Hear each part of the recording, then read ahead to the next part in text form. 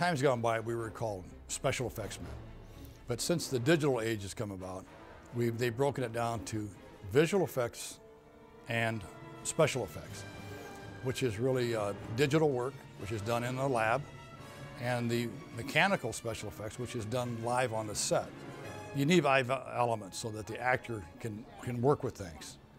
And the actor just can't work against a blue screen or a green screen all the time. He won't get the feel for it. We have to match all the elements.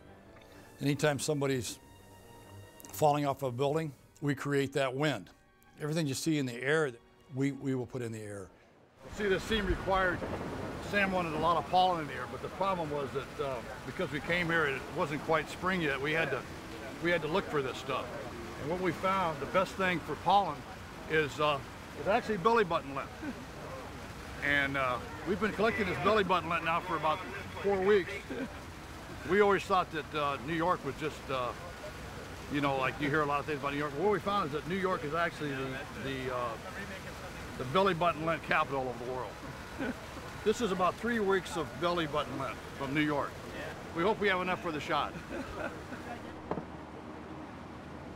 Anything that generally will move, we are responsible for. The construction department will build the set, but then it is our responsibility to make that set move. Ready, and action. He picks up Spidey, and he's aware of it. Wait, stop, throw, and hit!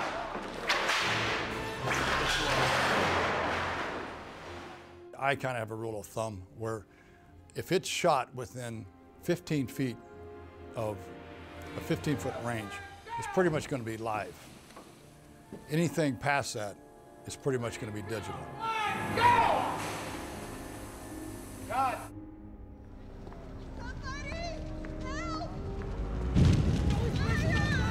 The fire on this one was almost 3 times as big as the first one. We shot the first one in New York City, and we were pretty limited on what we can do there. Although the fire department was a big help, we did the second one on the back lot at Universal. So it was pretty much we built the set to burn. No one in this area other than stunts and effects. Okay. There's air mortars inside to accentuate the blast with debris and a little bit of wind. And there's a little bit of sparks coming out with the doors for Sam. And it won't be too noisy. No ear protection inside, but out here we're all fine. The burning building was a very special set of needs that we had to fulfill to accommodate the shooting crew and to accommodate John and to provide a set that was safe for everybody to work on. This is the before picture. This is the back lot before it has any of the work we're going to bring to it. No signage, no awnings, no detail of any kind.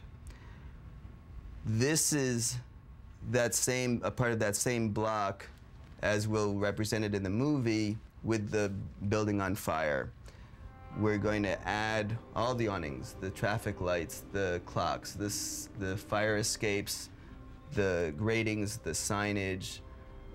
These aspects of New York City will be added in digitally after we shoot our first footage. All right, let's go. D-Mark.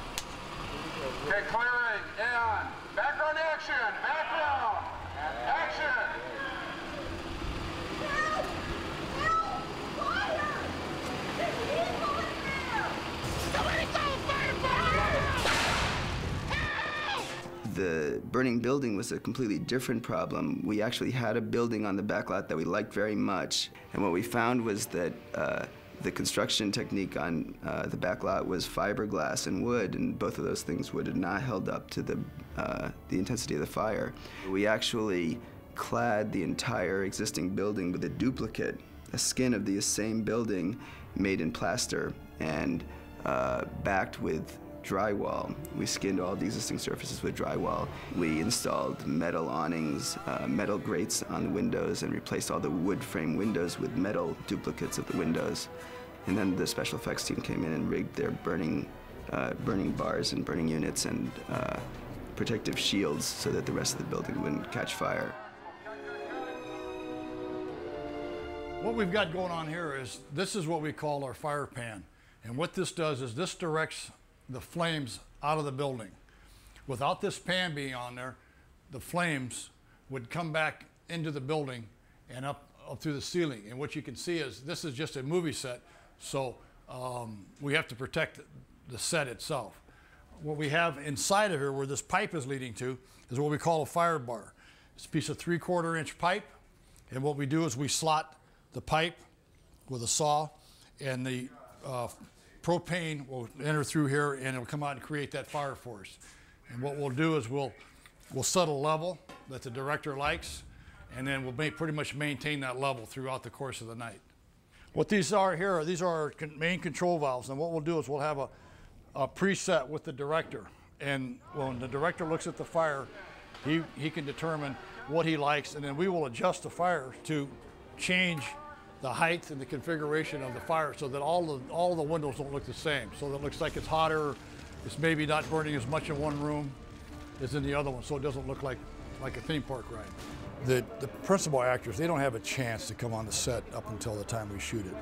And so when they come on the set, we pretty much want to give them a walk through the whole scenario and say, Toby, this is exactly what's going to happen.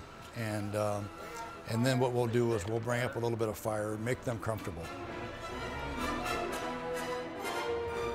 What we're looking at here is what we call a propane mortar. We will fill this accumulator tank with propane, fill it up to, and then we'll charge it with about 125 pounds of air.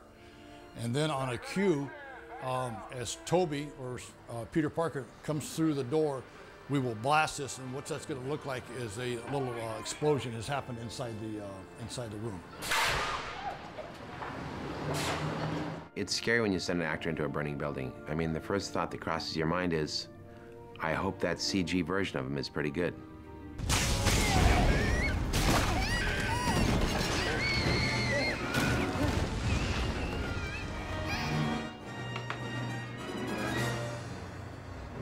I'm joking, of course.